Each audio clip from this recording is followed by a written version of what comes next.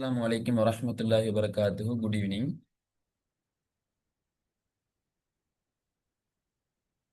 என்ன என்ன என்ன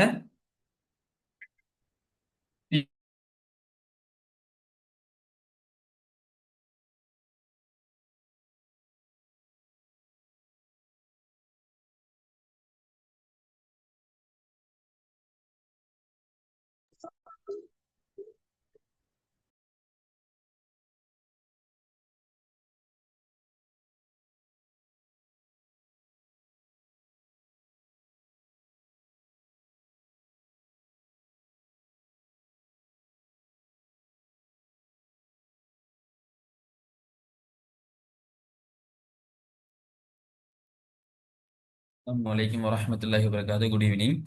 பிள்ளைகள், உங்களோட எல்லாரோட நீங்க என்ன படிக்கிறீங்கிறத கொஞ்சம் செக் பண்ணி விடுங்க.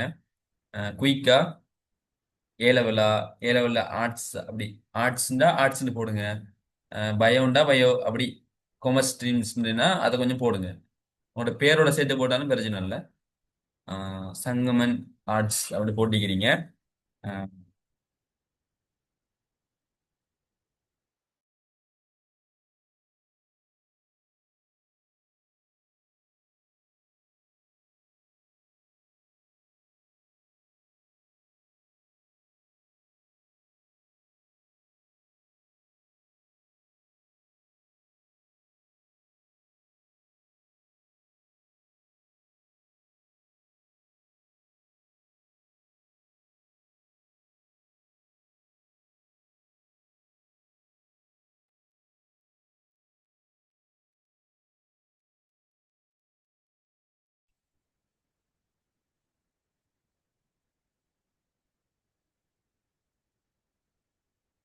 இது வந்து ஏ லெவல் ஸ்டூடெண்ட்ஸ்க்கு மட்டும் இல்ல. நாங்க ஓ லெவல், ஏ லெவல், அது கீழே எல்லாருக்கும் தேவைப்படும். நீங்க எல்லாரும் இதில் கலந்து கொண்டு பயன்பெறலாம்.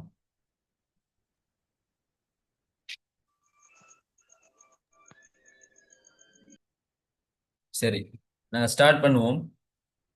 கொஞ்சம் ஓகே. எங்கள நிறைய பேருக்கு இருக்கிற ஒரு பிரச்சனை தான். நாங்க படிக்கிறதுக்கு புக் எடுப்போம். சரியா? புக் எடுத்து அந்த ஃபர்ஸ்ட் செகண்ட் யூனிட்ல படிச்சுட்டு போகும்போதே ஆட்டோமேட்டிக் என்ன செய்வோம்? கொஞ்சம் என்ன புக் அங்கல கொஞ்சம் பிரட்டி பார்ப்போம். அடுத்தடுத்த பக்கங்களை அப்படியே பார்ப்போம். பார்த்துட்டு வரும்போது எங்களுக்கு ஆட்டோமேட்டிக்கா ஒரு மைண்ட் செட் ஒன்று வரும், இன்னும் படிக்க எவ்வளவு இருக்குது. அப்ப அது வந்த உடனே டக்குன்னு புக்கை வச்சுட்டு போயிடுவோம். இன்னும் சிலவங்க அடிக்கடி எதை நினைச்சு பார்ப்பாங்கன்னு சொன்னா, இன்னும் ஒரு 2 வருஷம் இருக்குது அல்லது ஒரு வருஷம் தான் இருக்குது, அந்த பாடத்துல படிக்க இன்னும் 10 யூனிட் இருக்குது, இதுல ஒரு 8 யூனிட் இருக்குது, இதுல இன்னும் எவ்வளவு யூனிட் இருக்குது. சரியா? அப்ப கொஞ்சம் படிக்கிற கஷ்டமா இருக்குது அப்படின்ற மாதிரி யோசிப்பாங்க. நான் இன்றைய கிளாஸ்ல உங்களுக்கு எப்படி ஒரு ப்ரெஷர் இல்லாம, ஒரு ஸ்ட்ரெஸ் இல்லாம எல்லா விஷயத்தையும் 3 பாடத்தை மேனேஜ் பண்ணி எப்படி படிக்கிற, அதுக்கு எப்படி டைம் டேபிள் போடுற. சரியா? அதுக்கு சில வழி, ஒரு சில டெக்னிக்ஸ்களை எப்படி பின்பற்றுங்கிற விஷயத்தை தான் நான் மெயினா சொல்லி தர போறேன். இந்த விஷயத்தை நீங்க சரியாக புரிஞ்சு நீங்க படிக்க தொடங்கினீங்கன்னு சொன்னா அந்த படிக்கிறது உங்களுக்கு மிக இலகுவாக இருக்கும். எப்படின்னா, ஒரு மனிதர் இருக்கு. சரியா? ஒரு ஊர்ல ஒரு மனிதர் இருக்கு. அவர் ஆரம்ப காலகட்டங்கள்ல வாழும்போது அவருக்கும் இன்னொரு இடத்துக்கு போறதுக்கும் இடையில ஒரு பெரிய மலை இருந்துச்சு. ஒரு பெரிய மலை இருந்துச்சு. எனவே அதை சுத்தி தான் அவங்க அடுத்த இடத்துக்கு போகணும். இந்த மனிதர் யோசிக்கிறாரு, இந்த மலையை நாங்க கொடைஞ்சி ஒரு பாதையொன்று உருவாக்கிட்டோம்னு சொன்னா அங்கள போற வாரது மக்களுக்கு ஈஸி தானே. அப்ப இவரு மக்கள்கிட்ட சில ஹெல்ப்புகள் கேட்கிறாரு. அவங்க யாரும் இதுக்கு முன் வரல. ஒரு பெரிய கஷ்டமான வேலையை செய்யறதுக்கு யாரும் தயாராகல. இவரு யாருக்கும் சொல்லாம, சரியா, ஒவ்வொரு நாளும் வேலைக்கெல்லாம் போய் வந்து ஆறுதலாக அவர் இருக்கிற ஒரு உளியையும் சுத்தியலையும் எடுத்துக்கொண்டு ஒரு சின்ன பகுதியை உடைப்பாராம். அந்த ஃபுல் மலையில ஒரு சின்ன பகுதியை உடைப்பாராம். இப்படி பல வருடங்கள் போகுது. திடீரென்று ஒரு நாள் அந்த மக்கள் எல்லாரும் அந்த வழியால போறாங்க. அந்த பாதை நடுவுல அழகான ஒரு வழி உருவா இருந்துச்சு. சரியா? இப்ப அந்த மனிதர் மத்த மக்கள் நினைச்ச மாதிரி இந்த பெரிய மலையை நான் எப்படி குடைஞ்சு போறது அப்படின்னு யோசிச்சிருந்தா, நாங்க யோசிக்கிற மாதிரி இன்னும் படிக்க எவ்வளவு இருக்குது, எத்தனை யூனிட் படிக்கணும், அவங்க சார்மார் இந்த சிலபஸ் முடிக்கல, டீச்சர்மா சிலபஸ் முடிக்கல அப்படின்னு நாங்க யோசிச்சா, அந்த மக்கள் மாதிரி நாங்களும் அந்த முயற்சியை மேற்கொள்ள மாட்டோம். நாங்க ஃபெடப்பா ஒரு இடத்துல இருந்துருவோம். எதுவும் செய்யாம இருந்துருவோம். ஆனா அந்த மனிதர் அவரு அந்த தன்னம்பிக்கை, அந்த உறுதி, தொடர்ச்சியாக செய்யற அந்த தன்மை, இதனால அவர் ஒரு கல்ல சில பகுதிகளை தான் உடைக்க திட்டம் போடுறாரு. இதனால ஒரு பல வருடங்களுக்கு பிறகு அந்த மலைய தனி மனிதனாக இருந்து உடைச்சு முடிச்சாரு. மிகப்பெரிய ஒரு வழிய அவர் உருவாக்கி இருந்தாரு. அப்ப மக்கள் எல்லாரும் அதுல போய் வந்தாங்க. எனவே அதை எப்படி எப்படி செய்யறதுங்கிறத நாங்க பார்க்க போறோம். அந்த மலைதான் நீங்க படிக்கிற சப்ஜெக்ட். நாங்க எப்படி இந்த மனிதர் செஞ்ச மாதிரி பொறுமையோட நிதானமாக உங்களோட அந்த படிக்கிற சப்ஜெக்ட்ல இருக்கிற எல்லா விஷயத்தையும் படிச்சு முடிக்கிறதுங்கிறத நாங்க இன்னைக்கு பார்க்க போறோம். இதுக்கு நான் இன்னைக்கு அடுத்த மைல் கொள்கைங்கிற முக்கியமான ஒரு விஷயத்தை தான் உங்களுக்கு இன்னைக்கு சொல்லித் தர போறோம். பேர் என்னன்னு சொன்னா அடுத்த மைல் கொள்கை. இது ஒரு மனிதர் 11 நாட்டை கடந்தார். சரியா? ஒரு மனிதர் 11 நாட்டை சுத்தி வந்தாரு. அப்ப அவரு வேர்ல்டுலயே ஃபேமஸ் ஆனாரு. எல்லாரும் அவர்ட்ட வந்து இதை எப்படி செஞ்சீங்க, இந்த சாதனையை எப்படி முடிச்சீங்கன்னு கேட்டாங்க. 11 நாடை நீங்க நினைச்சு பார்க்கும் போதே எங்களுக்கு எல்லாம் ஆஹ், மனசே வராது நடக்கிறதுக்கு. அப்படி ஒரு இடத்துல உட்கார்ந்துருவோம். உங்களால மட்டும் எப்படி முடிஞ்சது அப்படின்னு கேட்டாங்க. இப்ப நாங்க சும்மா யோசிப்போமே, எங்கட ஸ்ரீலங்கா நாட்டை சுத்தி நடக்கிறதுக்கு ஒரு பிளேன் போடுவோமா? போட மாட்டோம். அதை நினைச்சு பார்த்தாலே நாங்க எதுவும் செய்ய மாட்டோம், அப்படியே இருந்துருவோம். நான் அப்படி இருக்கும்போது 11 நாட்டை சுத்தி ஒரு ஆள் நடந்திருக்கிறாரு அப்படின்னா அந்த கேள்வி இயல்பாவே வரும். எப்படி நீங்க இதை செஞ்சீங்க? அவர் உடனே சொன்னாராம், நான் ஒரு நாளும் இந்த 11 நாட்டை சுத்தி நடக்கணுமேன்னு நினைக்க மாட்டேன். நான் எப்படி நடப்பேன் தெரியுமா? அடுத்த மைல் வரைக்கும் நான் நடந்தா போதும். அடுத்த மைல்னு சொன்னா நீங்க வாகனத்துல போகும்போது ஒரு கட்டையை பார்த்திருப்பீங்க. அப்படி இன்னும் கொஞ்சம் தூரம் போனா இன்னொரு கட்டை இருக்கும். அதுல எத்தனை கிலோமீட்டர் அப்படி எழுதிருக்கும். அவருடைய நாட்டுல ஒரு இடத்துல இருந்து அடுத்த இடத்துக்கு போறதுக்கு ஒரு மைல் கற்கள் இருக்கு. அவர்கிட்ட டார்கெட் எல்லாம் நான் நாளைக்கு இவ்வளவு தூரம் நடக்கணும், அது மட்டும்தான் ஒரு குறிக்கோள். ஆனா இத தொடர்ந்து செஞ்சாரு. இதன் விளைவாக 11 நாட்டை அவர் நடந்து முடிச்சாரு. ஏன் நாங்க இன்னொரு ஆளுக்கு போகணும்? எங்களுக்கு தெரியும், அண்மை காலமாக எங்கட இலங்கை நாட்டு சிலவங்க சுத்தி வராங்க. அதுல முதலாவது ஷஹ்மி அப்படின்ற ஒருவர் இந்த இலங்கை நாட்டை சுத்தி வந்தாரு. அந்த சம்பவம் யாருக்கெல்லாம் தெரியும்? ஹேண்ட் ரைஸ் பண்ணுங்க. இப்படி ஒரு சம்பவம் ஒன்று நடந்துச்சு இலங்கை நாட்டுல. பரபரப்பாக டிக்டாக் அங்க இங்க போனுச்சு. எனக்கு இது தெரியுங்கிறவங்க கொஞ்சம் ஹேண்ட் ரைஸ் பண்ணுங்க. சீரியஸ் ஹேண்ட் ரைஸ் பண்ணுங்க. அது தெரிஞ்சிருந்தா நான் சொல்ல வர சப்ஜெக்ட் உங்களுக்கு இலகுவாக புரியும். ஓகே. மாஷா, நிறைய பேருக்கு அந்த சம்பவம் தெரிஞ்சிருக்குது. அவர் என்ன செய்யறாரு அப்படின்னா, இந்த மொத்த இலங்கையை நான் நடந்து சுத்தி வரப்போறேன். எனவே 50 நாட்கள்ல இதை நான் செஞ்சு முடிக்கணும் அப்படின்னு ஒரு கால வரையறையை போடுறாரு. மொத்த இலங்கட கிலோமீட்டர் எத்தனைன்னு பாக்குறாரு. பார்த்து அதை 50ஆல பிரிக்கிறாரு. சரியா? மொத்தம் 50 நாட்கள்ல நான் நடந்து வரணும். நான் நடக்க வேண்டிய தூரம் இத்தனை கிலோமீட்டர். அப்ப 50, சரியா, 50 நாட்களை எத்தனை கிலோமீட்டர் நடக்கணுமோ அத்தனை கிலோமீட்டரால பிரிக்கிறாரு. பிரிக்கும் போது ஒரு நாள் நடக்க வேண்டிய தூரம் வருது. இப்ப நான் என்ன செய்ய போறேன் அப்படின்னா, உதாரணமா 10 நாளைக்கு 10 நாளைக்கு நான் 10 ரொட்டி சாப்பிடணும் வைங்களேன். உதாரணமா 10 ரொட்டி இருக்குது. இதை நான் 10 நாளைக்கு சாப்பிடணும். அப்படி ஒரு நாளைக்கு எத்தனை ரொட்டி சாப்பிடணும்? ஒன்று. ஒன்று சாப்பிட்டா 10 நாளைக்கு 10 சாப்பிட்டுரும் தானே. இத மாதிரி தான் அவர் கணக்கு போடுறாரு. 50 நாளைக்குள்ள நான் இத்தனை கிலோமீட்டர் நடக்கணும்னு சொன்னா ஒரு நாளைக்கு நான் இத்தனை கிலோமீட்டர் நடக்கணும். அப்ப நாங்க அந்த 50 இத்தனை கிலோமீட்டரால நாங்க பிரிச்சோம்டா சரி. அப்ப அவருக்கு ஒரு கணக்கு வருது. ஓகே, ஒரு நாளைக்கு நான் இவ்வளவு தூரம் நடந்தா போதும். ஒரு நாளைக்கு நான் இவ்வளவு தூரம் நடந்தா போதும் அப்படின்னு கணக்கு வருது. அப்ப அவர்கிட்ட மைண்ட் செட் கோல் எல்லாம் என்ன தெரியுமா? நான் காலையில எழும்பினா இத்தனை கிலோமீட்டர் நடக்கணும், இந்த இடத்துக்கு நான் போய் சேரணும், அது மட்டும்தான் வர்ற குறிக்கோள். அப்ப பாருங்க, மிகப்பெரியது ஒரு சுமை அப்படியோ சின்னதாயிட்டு, அப்படியே இலகுவாயிட்டு. அப்ப எங்கிட்ட மனசு ஓகே நம்ம இதை செய்வோம், பிரச்சனை இல்லை அப்படின்றது முன்னுக்கு வரும். நாங்க எப்பயும் பெருசா பார்த்தோம்னு சொன்னா மனசு டக்குன்னு பின்வாங்கும், அந்த காரியத்தை ஆரம்பிக்கவே தயங்கும். இப்ப எங்களை நிறைய பேர் பாருங்க, படிக்கணும்னு ஆசை, வகுப்புல நல்லா வரணும்னு ஆசை, ஆனா அதை தொடங்க மாட்டோம். அந்த படிக்கிற தொடங்க போகக்குள்ள டக்குனு என்ன செய்வோம், ஒரு நோட்டிபிகேஷன் ஒன்று வரும். நோட்டிபிகேஷன் எடுத்துட்டு போன்ல பார்த்து கொண்டிருப்போம், நோட்ஸ் பக்கத்துல இருக்கும், பார்த்து கொண்டிருப்போம். அந்த நோட்ஸ் எடுக்க மனசு வராது, அடுத்ததை பார்ப்போம், அதுக்கு அடுத்ததாக பார்ப்போம்.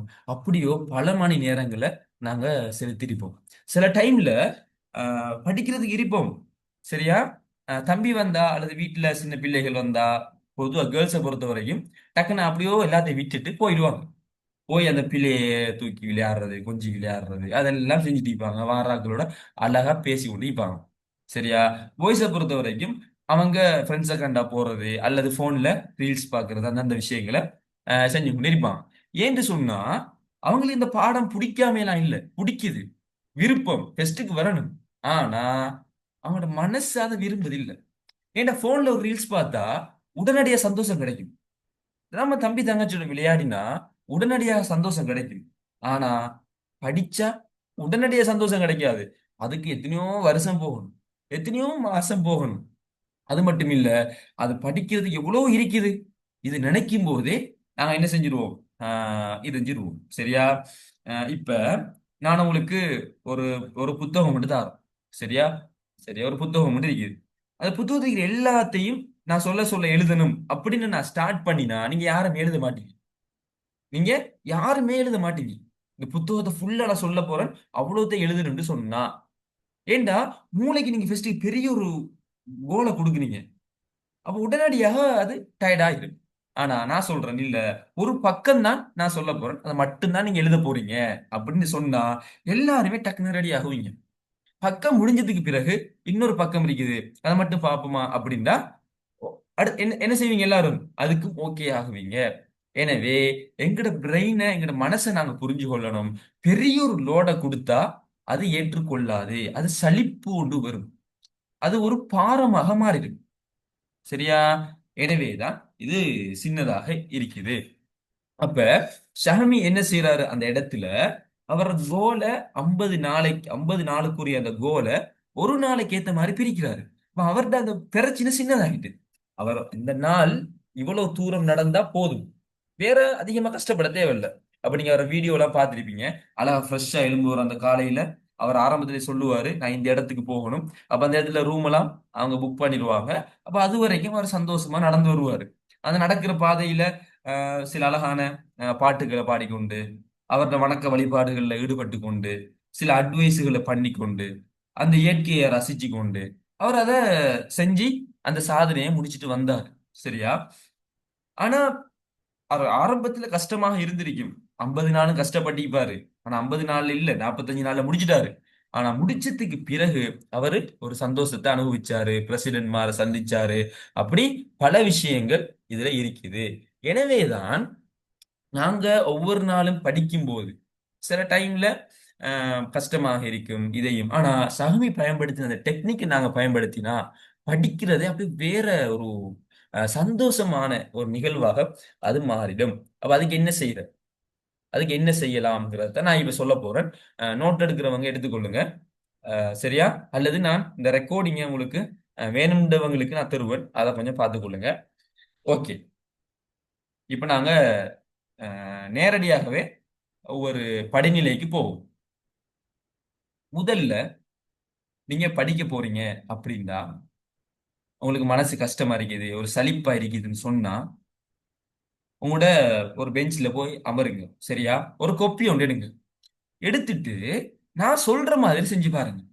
கட்டாயம் நிச்சயமாக படிப்புல உங்களுக்கு இன்ட்ரெஸ்ட் வரும், படிக்கிறதை ஈஸியாக மாறும். என்னன்னு சொன்னா, நான் ஒரு 2 வருடத்துக்கு பிறகு அல்லது ஒரு 8 மாசத்துக்கு பிறகு எக்ஸாம் எழுத போறேன். எக்ஸாம் எழுதுறேன்னு சொன்னா அந்த சப்ஜெக்ட் எல்லாமே இந்த பிரெயினுக்குள்ள இருக்கணும், அப்படித்தானே. எல்லாம் எனக்கு தெரிஞ்சிருந்தா தானே கேட்கிற கேள்விக்கு நான் விட எழுதலாம். ஓகே. எல்லாம் எனக்கு தெரிஞ்சு இருக்கணும். எப்ப எக்ஸாம் எழுதுற நாள். சரி. அந்த நாள்ல இருந்து இப்ப நான் இருக்கிற நாள் வரைக்கும் எத்தனை நாட்கள் இருக்குதுன்னு பாருங்க. இப்ப சிலருக்கு 12 மாசம் வச்சுக்கொள்ளுங்களேன். 12 மாசம் உங்களுக்கு இருக்குது. சரி. இப்ப 12 மாசத்தை நீங்க எடுத்துட்டீங்க. அடுத்தது ரெண்டாவது ஸ்டெப். படிக்கிறதுக்கு எவ்வளவு தகவல் இருக்குதுங்கிறத எடுங்க. படிக்கிறதுக்கு எவ்வளவு தகவல் இருக்குது. சிலவங்களுக்கு ஒரு பாடத்துல 5 யூனிட் இருக்கும். அடுத்த பாடத்துல ஒரு 8 யூனிட் இருக்கும். இன்னொரு பாடத்துல ஒரு 10 யூனிட் இருக்கும். அல்லது சிலவங்க ஒன்றுமே படிக்காம இருப்பாங்க. அந்த 12 மாசம்னா அவங்க படிக்க போறாங்க அப்படின்னு அவங்களுக்கு இருக்கும். சரியா? அப்ப இப்படிப்பட்ட நேரங்களை நீங்க என்ன செய்யணும்னு சொன்னா, அந்த இதுகளை எடுத்துக்கொள்ளுங்க. இப்ப நீங்க உங்களோட கொப்பில் எழுதி கொள்ளுங்க. இத்தனை மணி நேரம் இருக்குது. எனக்கு இவ்வளவு சப்ஜெக்ட் இருக்குது படிக்கிறதுக்கு. சரியா? எடுத்துட்டீங்களா? இப்ப அடுத்த ஸ்டெப்புக்கு நீங்க போகணும். சகவி செஞ்ச மாதிரி நீங்க எவ்வளவு படிக்கணுமோ அதை இருக்கிற நாட்களால பிரிக்கணும். உதாரணமா, நீங்க 12 யூனிட் படிக்க வேண்டியிருக்குது. உங்களுக்கு 12 மாசம் இருக்குது. அப்ப என்ன செய்யணும்? அந்த 12 யூனிட்ட 12 மாசத்தால பிரிக்கணும். பிரிச்சீங்கடா ஒரு மாசத்துக்கு ஒரு யூனிட் அப்படின்னு வரும். ஒரு மாசத்துக்கு ஒரு யூனிட் வரும். அந்த ஒரு மாசத்துக்கு ஒரு யூனிட்டை மட்டும் நீங்க படிச்சா 12 மாசத்துல 12 யூனிட்டையும் முடிச்சிருவீங்க. இது எப்படின்னா டோமினோ எஃபெக்ட்னு சொல்லுவாங்க.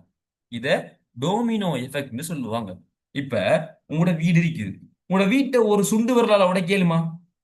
உடைக்கலாது. நீங்க எல்லாருமே சொல்லுவீங்க அதை எப்படி உடைக்கிறது? ஒரு சுண்டு விரலால சொல்லுவீங்க, ஆனா உடைக்கலாம். எல்லாரும் ஆச்சரியமா, எப்படிடா ஒரு சுண்டு விரலால ஒரு வீடு உடைக்கிறதுன்னு சொல்லி. ஆனா நீங்களே சொல்லுவீங்க, நான் அந்த டெக்னிக்கை சொன்னா ஓம் உடைக்கலாம். எப்படி தெரியுமா? உங்களோட வீட்டுக்கு முன்னால ஒரு பெரிய சதுரமாக ஒரு இரும்பை நீங்க உருவாக்குறீங்க. ஒரு பெரிய சதுரமாக ஒரு இரும்பு ஒன்று வைக்கிறீங்க. சரியா? இரும்போ மரப்பலகையோ ஏதோ நீங்க வைக்கிறீங்க. அதுக்கு முன்னால இன்னொரு இரும்பை வைக்கிறீங்க. அது அந்த பெரிய இரும்பை விட சின்னது. சரியா? அதுக்கு முன்னால அதை விட சின்னதை வைக்கிறீங்க. அதுக்கு முன்னால அதை விட சின்னதை வைக்கிறீங்க. சரியா? அப்ப உதாரணமா இந்த போன் இருக்குதுன்னு வைங்களேன். இந்த போன் இருக்குது. அதுக்கு முன்னால இந்த பர்ஸ். சரியா? அதுக்கு முன்னால இன்னொரு விஷயம். இப்படி இப்படி நீங்க தொடர்ந்து வச்சு கொண்டு வாரீங்க. அப்படியோ வச்சு கொண்டு வந்தீங்கன்னா சின்னதாக உங்களோட கையடிய சின்னதாக உண்டு இருக்கும். இப்ப நீங்க அதை தட்டி விட்டீங்கடா அது என்ன செய்யும்? அப்படியோ அடுத்ததுல விழும். அதுக்கு பெருசா இருக்கிறதுல பட்டு அது அடுத்ததுல விழும். அது அடுத்ததுல விழும். இப்படியோ விழுந்து விழுந்து விழுந்து என்ன நடக்கும்? வீட்டுக்கு பக்கத்துல இருக்கிறதுல கொண்டு விழுந்தா அது அப்படியோ வீட்டுல விழுந்து அப்படியோ வீடு வெடிச்சிடும், உடைஞ்சிரும். அப்படித்தானே? இது எந்த அளவுக்கு சொல்லுவாங்கடா, அந்த புரூஜ் கலீஃபா உலகத்துல மிகப்பெரிய ஒரு கட்டடம். அதுக்கு பக்கத்துல பெருசாக ஒண்ணு நாங்க செஞ்சு வச்சுட்டு சின்ன சின்ன சின்ன சின்னதா நாங்க அடுக்கிட்டு ஒரு சுண்டு விரலால தட்டி விட்டோம்னா அது எல்லாமே விழுந்து அந்த புரூஜ் கலீஃபாவே உடைஞ்சிரும்னு சொல்லுவாங்க. அப்ப சின்ன ஒரு எக்ஷன், ஆனா நாங்க போடுற அந்த டெக்னிக் பெரிய ஒரு சாதனையை முடிக்குது. அப்படித்தானே? அதே மாதிரிதான் நாங்க குறைவாக செலவழிக்கிற அந்த முயற்சி எங்களுக்கு படிப்புல பெரிய பெரிய சாதனைகளை சாதிக்கிறதுக்கு அது காரணமாக அமையும். அதுக்கு தான் நாங்க என்ன செய்யறோம்? எத்தனை நாள் எவ்வளவு பாடம் இருக்குதுங்கிறத நீங்க எடுங்க. எடுத்து உங்களுக்கு எத்தனை நாள் படிக்கிறதுக்கு இருக்குதுங்கிறத வச்சு பிரிங்க. ஆனா இதுல ஒரு விஷயம் ஒன்று செய்யணும். எக்ஸாமுக்கு முந்தின ஒரு 2 மாசத்தை நீங்க சேர்க்க கூடாது. ஏன்னு சொன்னா அது பாஸ் பேப்பர் செய்யறதுக்குரிய டைம், அதை ரிவிஷன் பண்றதுக்குரிய டைம். அது மட்டும் இல்ல, ஏற்கனவே நீங்க போடுற பிளேலிஸ்ட்ல தடங்கள் வந்தா அதை என்ன ரீயூஸ் பண்றதுக்குரிய டைம் தான் அந்த டைம். அப்ப உங்களுக்கு 8ஆம் மாசம் எக்ஸாம்னு சொன்னா நீங்க 6ஆம் மாசம் எக்ஸாம்னு நினைச்சுக்கொள்ளுங்க. உங்களுக்கு எக்ஸாம் இப்ப 8ஆம் மாசம் இல்ல, 6ஆம் மாசம்னு நினைச்சுக்கொள்ளுங்க. நினைச்சிட்டு அந்த 6ஆம் மாசம் இருந்து நீங்க கணக்கு போடுங்க. இப்ப போட்டு எத்தனை மாசம் வருது உங்களுக்கு? 10 மாசம் வந்துட்டு. சரி, 10 மாசம் இருக்குது. நீங்க படிக்கிறதுக்கு அதுல 5 யூனிட் இதுல 5 யூனிட் அப்படி நிறைய இருக்குது. நிறைய இருக்குது. நீங்க ஒவ்வொரு யூனிட்டுக்கும் தனித்தனியாக இதை போட்டு பார்க்கலாம். அல்லது மொத்தமாக எல்லா யூனிட்டையும் எடுத்து நீங்க போட்டு பார்க்கலாம். ஆனா எந்த அட்வைஸ் என்னன்னா தனித்தனியா செய்யுங்க. இப்ப பயோ படிக்கிறவங்க பிசிக்ஸ் பாடத்தை எடுத்துக்கொள்ளுங்க. அல்லது அரசியல் படிக்கிறவங்க அரசியல் எடுத்துக்கொள்ளுங்க. அதுல மொத்தம் 15 யூனிட் இருக்குது. உங்களுக்கு இப்ப 10 மாசங்கள் இருக்குது. சரியா? அப்ப 15 யூனிட் இருக்குது, உங்களுக்கு 10 மாசம் இருக்குதுண்டா இப்ப ஒரு மாசத்துக்கு எத்தனை யூனிட் படிக்கணும்? அப்படி பார்த்தா ஒரு 1½ யூனிட் வரும். இப்ப நீங்க ஒரு மாசத்துக்கு 1½ யூனிட் படிச்சா 10 மாசத்துல நீங்க 15 யூனிட்டையும் படிச்சு முடிச்சிடலாம். இப்ப நீங்க என்ன செய்யணும்னு சொன்னா, ஒரு மாசத்துக்கு நான் 1.5 யூனிட் படிக்கணும்னு சொன்னா ஒரு நாளைக்கு எத்தனை யூனிட் படிக்கணும்? நான் சொல்ற புரியுதா? ஒரு நாளைக்கு நான் எத்தனை யூனிட் எவ்வளவு பக்கங்கள் படிக்கணும் அதை நீங்க எடுத்துக்கொள்ளணும்.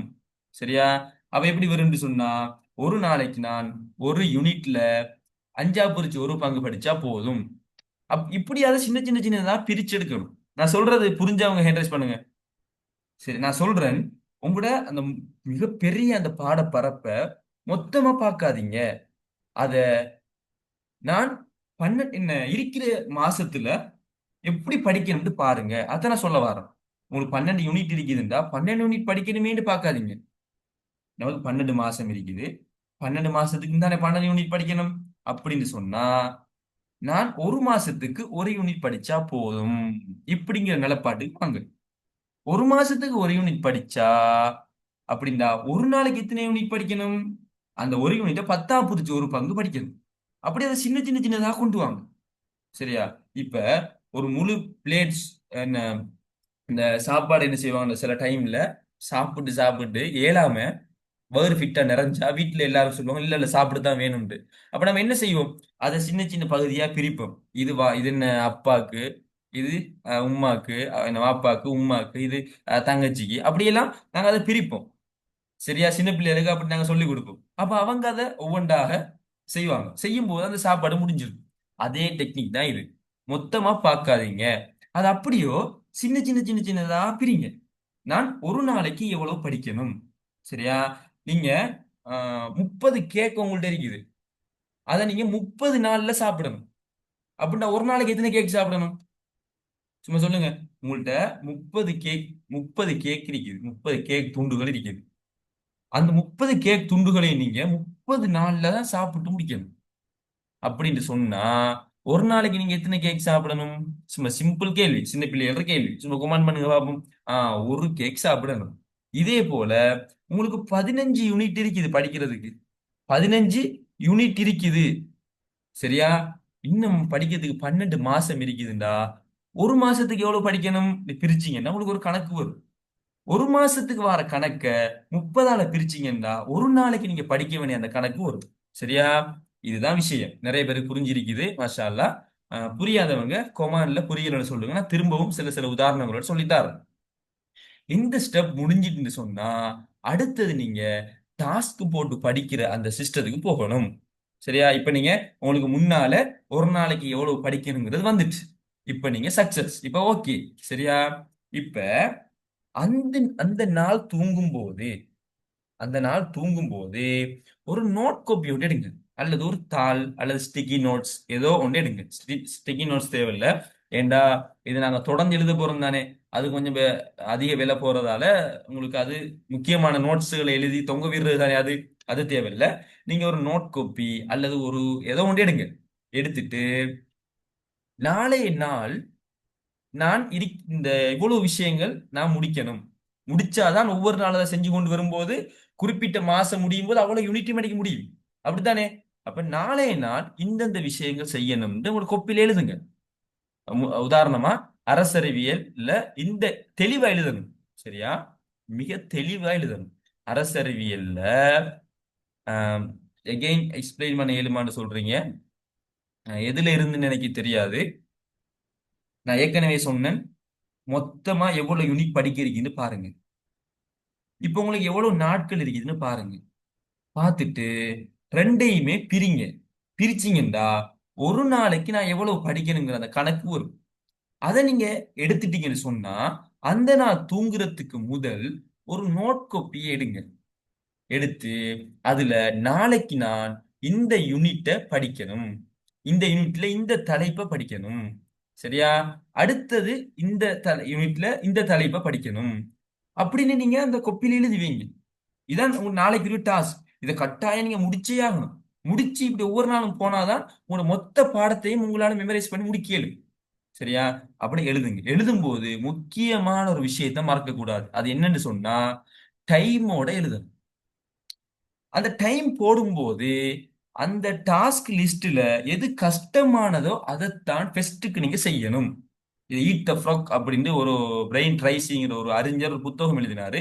அது என்ன சொல்லுதுன்னா, எப்பயுமே காலையில எழுப்பி கஷ்டமான வேலையை செஞ்சு முடிங்க. அவன் மனசுக்கு ஒரு ரிலாக்ஸா இருக்கும். மற்ற வேலைகளை இலகுவாக செய்யலாம்ங்கிறது தான் அதுல சுருக்கம். அப்ப நீங்க என்ன செய்வீங்க அப்படின்னா, அந்த லிஸ்ட்டை போடுவீங்க. போடும்போது ஓகே ஃபெஸ்ட்டுக்கு இந்த தலைப்பு இருக்குது, இதான் கடும் கஷ்டமானது, ஃபெஸ்ட்டுக்கு எழுதுங்க. உதாரணமா 6 மணி, சரியா? இரண்டாவது டாஸ்கை போடுங்க, இது வந்து ஒரு 6:30 அப்படின்னு போட்டு வைங்க. சரியா? இதுல ஒரு கவனமா இருக்கணும், அதிக நேரம் போடவும் கூடாது. மேக்சிமம் நாங்க ஒரு பாடத்தை கவனத்தோட படிப்போம் ஒரு 30 நிமிஷம் அல்லது 45 நிமிஷம். இவ்வளவு தான் அந்த படிக்கிறதுக்கு அந்த டைம் போடணும். சரியா? தொடர்ந்து போட்டு கொண்டு போக கூடாது. ஒரு 35 நிமிஷம் போட்டீங்கன்னு சொன்னா 15 நிமிஷம் ரெஸ்ட் எடுங்க. அதை நீங்க அங்க போய் வாரது மத்த மத்த விஷயங்கள் செய்யறது, ஆனா போனை மட்டும் தொட்டுறாதீங்க. சரியா? போனை மட்டும் தொட்டுறாதீங்க. நான் உங்களுக்கு சொல்லுவேன், இதுல வர சிக்கல்கள் இருக்குது சிலவங்களுக்கு. இது போட்டாலும் செய்ய இயலாம இருக்கும், அதுக்கு என்ன செய்யறேன்னு நான் சொல்லுவேன். இப்படி நீங்க ஒரு கொப்பில அழகா டாஸ்க் போட்டீங்க, டைம் போட்டீங்க, அதுல வந்து என்ன செஞ்சிட்டீங்க? எல்லாம் செஞ்சிட்டீங்க. இப்ப நீங்க கேக்குறீங்க, ஒரு மாசத்துல இந்த 3 சப்ஜெக்டையும் எப்படி படிக்கிறது அப்படின்னு கேக்குறீங்க. 3 சப்ஜெக்டையும் எப்படி நாங்க பேலன்ஸ் பண்ணி படிக்கிறது அப்படின்னு கேட்டீங்க. அதுக்கு நான் சொல்றது என்னண்டா, கஷ்டமான பாடத்தை எல்லாத்தையும் காலையில ஆரம்பத்திலேயே அந்த டாஸ்க் லிஸ்ட்ல போடுங்க. இரண்டாவது கஷ்டமான பாடத்தை இரவு நேரத்துல போடுங்க.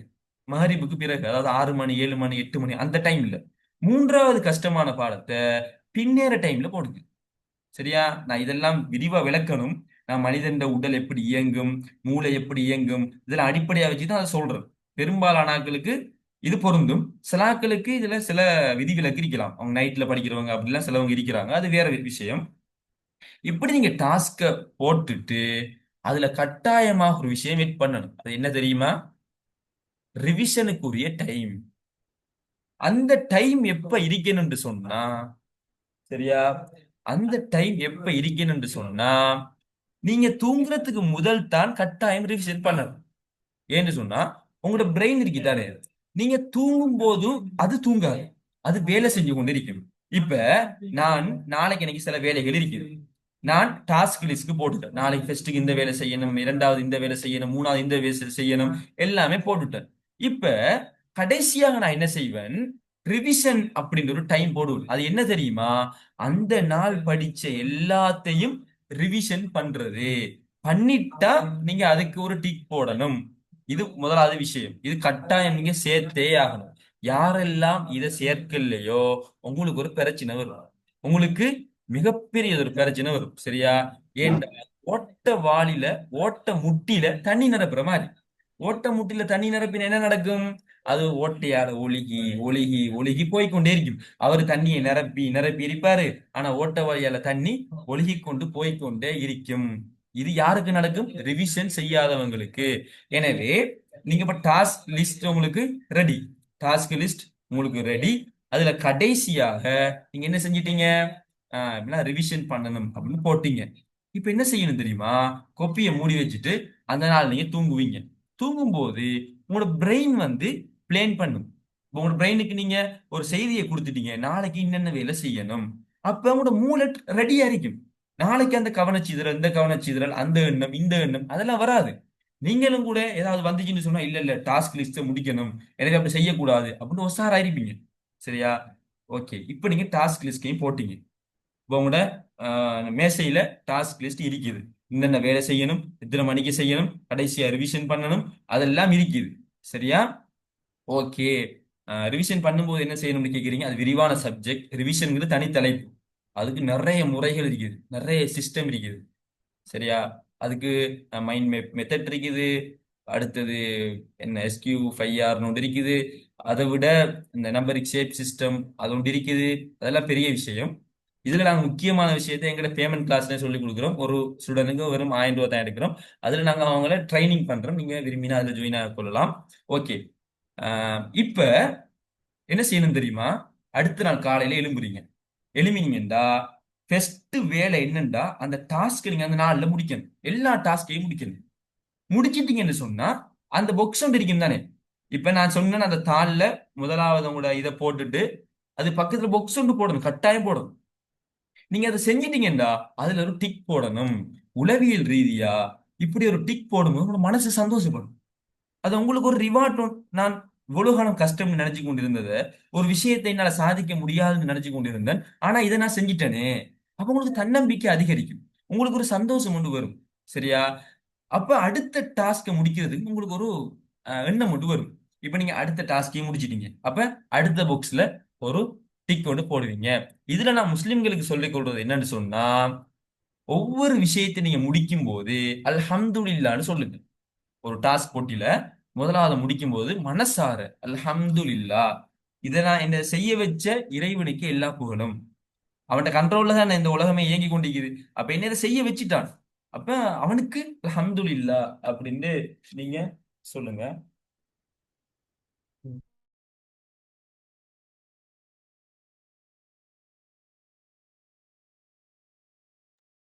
சரியா? அப்படி செய்யும் போது அல்லாஹ் என்ன சொல்றான்? இன் ஷக்கர்தும் ல அஸீதன்னகும். நீங்கள் நன்றி செலுத்தினால் நான் உங்களுக்கு அதிகரித்து தருவேன் அப்படின்னு திருக்குர்ஆன்ல ஒரு வாக்களிக்கிறான். அப்ப நீங்க அல்ஹம்துலில்லாஹ் சொல்லும்போது இறைவன் அடுத்த டாஸ்க முடிக்கிறதுக்கு உங்களுக்கு உதவி செய்வான். அடுத்தடுத்த நாள்கள்ல உங்களோட டாஸ்க் அழகா சக்சஸ்ஃபுல்லா முடியும். இது ஒரு விஷயம். அடுத்தது என்னன்னா, நான் ஏற்கனவே சொன்னேன் தானே, அந்த அந்த நைட்டுக்கு இதை போடணும்னு சொல்லி போட்டுட்டு இறைவன்ட தவக்குள் வச்சுட்டு தூங்குங்க. தவக்குள்னா என்ன? முற்று முழுதாக இறைவன் அதை பொறுப்பு சாட்டிட்டு தவக்குல பத்தி விரிவா பேசணும்.